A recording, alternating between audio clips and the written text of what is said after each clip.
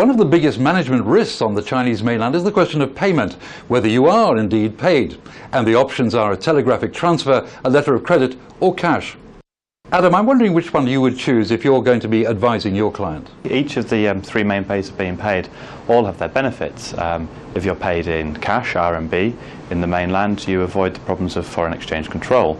However, you must be able to pay in RMB.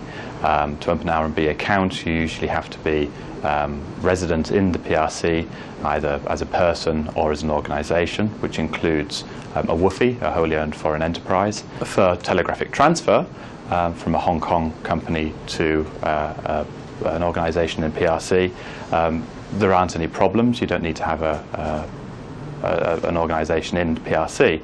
However, for people who are paying by telegraphic transfer from outside of Hong Kong or PRC, there may be problems with foreign exchange control, and therefore you may be required to submit certain documents, invoices, sales ledgers and the like in order to satisfy their controls.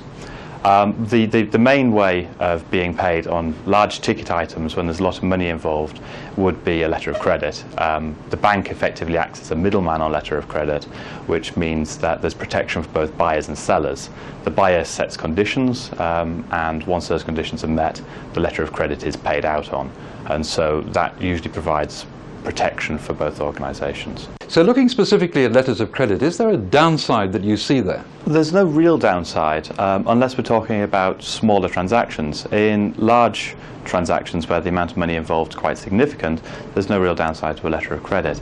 In smaller transactions, because there are banking and administrative charges and processes to go through in order to open up the letter of credit, it may not be commercial.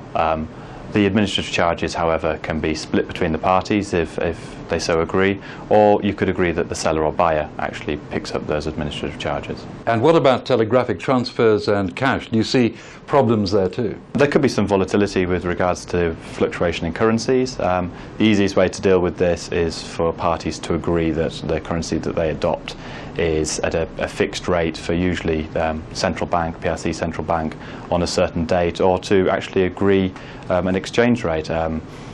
Certain currencies are pegged, and most people accept, the pegging rate between the dollar and the US dollar.